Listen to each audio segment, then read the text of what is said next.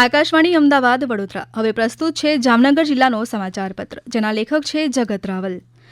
જામનગર જિલ્લાના રોજગારવાંછુ યુવાનોને ખાનગી ક્ષેત્રમાં કારકિર્દી બનાવવાની તક પૂરી પાડવાના હેતુથી જિલ્લા રોજગાર વિનિમય કચેરી અને મોડેલ કેરિયર સેન્ટર જામનગર દ્વારા એક વિશેષ રોજગાર મેળાનું આયોજન કરવામાં આવ્યું હતું। આ ભરતી મેળામાં જાણીતી સંસ્થા જાનકી ટેકનોલોજી નોકરીદાતા તરીકે ઉપસ્થિત રહી આઈટીઆઈ લાયકાત ધરાવતા ઉમેદવારોની પસંદગી કરવામાં આવી હતી।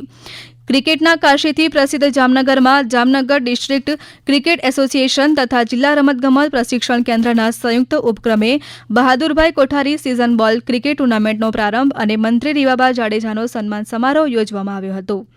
જામનગર શહેર ભાજપ કાર્યાલય પર કેન્દ્રીય અંદાજપત્ર પર યોજાયેલી પત્રકાર પરિષદમાં જામનગર અને દેવભૂમિ દ્વારકાના સાંસદ પૂનમબેન માડમ, ધારાસભ્ય મેઘજીભાઈ ચાવડા, દિવ્યેશ અકબરી, જિલ્લા ભાજપ પ્રમુખ વિનુભાઈ ભંડેરી, શહેર ભાજપ પ્રમુખ બીનાબેન કોઠારી સહિતના આગેવાનો ઉપસ્થિત રહ્યા હતા। આ તકે સાંસદ પૂનમબેન માડમે કેન્દ્રીય અંદાજપત્ર સમાજના તમામ લોકોને તમામ ક્ષેત્રને સર્વાંગી વિકાસલક્ષી જણાવ્યું હતું। તેમજ જામનગર નજીક નિર્માણ પામી રહેલા WHOના આયુર્વેદ સેન્ટરને અપગ્રેડ કરવાની જાહેરાત અંગે જામનગરના લોકો વતી પ્રધાનમંત્રી નરેન્દ્ર મોદી અને નાણામંત્રી નિર્મલા સીતારમણનો આભાર વ્યક્ત કર્યો હતો। જામનગર જિલ્લા પંચાયતનું વર્ષ 2026-27નું પુરાતલક્ષી અંદાજપત્ર મંજૂર થયું છે। અંદાજિત આવક 955.58 લાખની સામે અંદાજિત ખર્ચ 713.55 લાખ રૂપિયા અને વર્ષના અંતે અંદાજિત પુરાંત 242.3 લાખ રૂપિયાનો અંદાજ મૂકવામાં આવ્યો છે।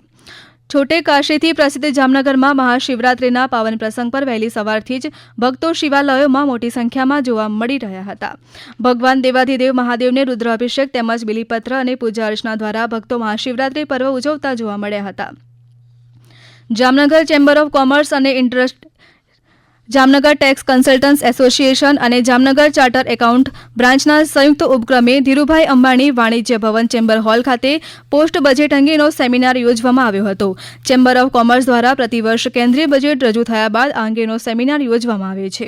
આ સેમિનારમાં રાજકોટથી ખાસ દીપક રીડાણી, જાણીતા ચાર્ટર એકાઉન્ટન્ટ, બજેટ અંગે વિસ્તૃત છણાવટ કરવા માટે ઉપસ્થિત રહ્યા હતા।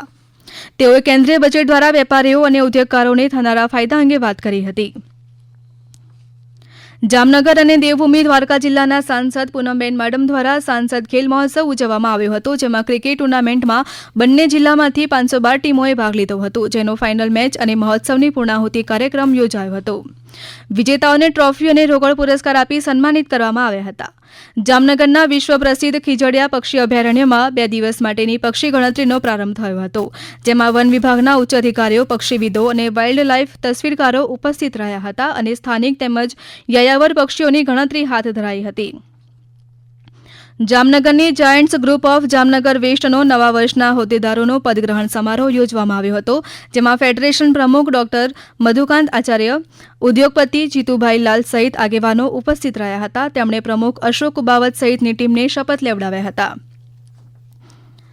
જામનગરમાં સંરક્ષણ ક્ષમતા મહોત્સવ 2026 અંતર્ગત ભારત સરકારના પેટ્રોલિયમ અને ગેસ મંત્રાલય તેમજ GAIL India, Indian oil, Hindustan petroleum વગેરે દ્વારા સક્ષમ વોકથોન રેલી યોજવામાં આવી હતી। તેલ અને ગેસના બચાવ અને ગો ગ્રીનના સૂત્રો સાથે આ વોકથોન રેલી જામનગરના મુખ્ય માર્ગો પરથી પસાર થઈ હતી, જેમાં મોટી સંખ્યામાં વિદ્યાર્થીઓ અને શહેરીજનો જોડાયા હતા। જામનગરના સાહિત્યકાર, સંશોધક અને કવિ લેખક શ્રી સતીશચંદ્ર વ્યાસને ગુજરાત સાહિત્ય અકાદમી દ્વારા શ્રેષ્ઠ પારિતોષિક 20 ફેબ્રુઆરીના રોજ ગાંધીનગર ખાતે મુખ્યમંત્રીના હસ્તે એવોર્ડથી નવાજવામાં આવશે। આપ સાંભળી રહ્યા હતા જામનગર જિલ્લાનો સમાચાર પત્ર, જેના લેખક હતા જગત રાવલ। આ પ્રસારણ આકાશવાણીના અમદાવાદ વડોદરા કેન્દ્ર પરથી કરવામાં આવ્યું।